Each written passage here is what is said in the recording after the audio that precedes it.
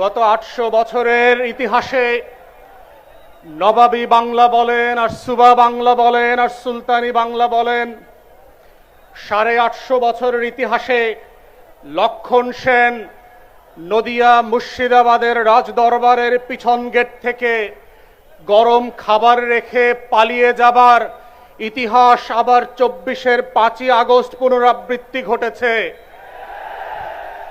অতএব বেগম লক্ষণ সেনকে মনে রাখতে হবে, বাংলাদেশের সকল সীমান্তে আপনার জন্য আমরা লাল গালিচা প্রস্তুত করে রেখেছি। বাংলাদেশের সকল ফুলের বাগান থেকে আপনার জন্য ফুলের মালা রেডি করে রাখা হয়েছে। শুভেন্দু অধিকারী আর দিলীপ ঘোষের নেতৃত্বে কোন সীমান্ত দিয়ে ঢুকবেন, আমরা কোটি জনতা আপনাকে রিসিপশন দেওয়ার জন্য সেদিন উপস্থিত থাকব এবং সরাসরি সীমান্ত থেকে কাশিমপুর আর কেরানীগঞ্জে নিয়ে যাওয়া হবে। যারা বোধ করছেন ২৪-এর গণ অভ্যুত্থানে যারা বুক চেতিয়ে রক্ত দিয়ে বুলেটকে সামনে রেখে শত বাধা উপেক্ষা করে বাংলাদেশকে শুধু আওয়ামী ফ্যাসিবাদ না দিল্লির আধিপত্যবাদ থেকে মুক্ত করেছে, তাদেরকে এনডিটিভিতে আর রয়টার্সে রাতের আধারে ইমেইলে সাক্ষাৎকার দিয়ে বাংলাদেশের মানুষকে ভয় দেখাবেন, সেই ভয়ের রাজ্যে আমরা বাস করি না।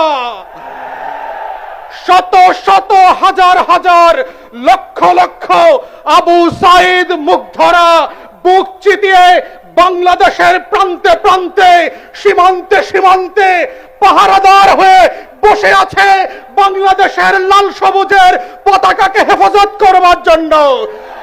যারা বোধ করছেন আপনারা কয়েকজন সিনিয়র বাটপার জ্যেষ্ঠ সাংবাদিকরা টকশোতে গিয়ে কথা বলবেন আর বাংলাদেশের মানুষ শেখ হাসিনার পক্ষে লড়াই করবার জন্য প্রস্তুত আছে, গত ১৭ বছরের ইতিহাস দেখেন, গণমাধ্যম বিরোধী দলের বক্তব্য প্রকাশ করে নাই।